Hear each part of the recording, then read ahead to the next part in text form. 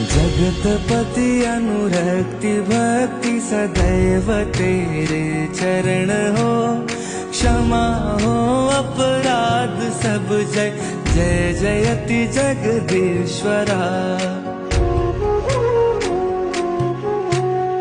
जन्म जीवन जगत का संताप ताप मिटे सभी। ओम नमः शिवाय मन जपता रहे पंचाक्षरा। आशुतोष शशांक शेखर चंद्रमौलि चिदंबरा।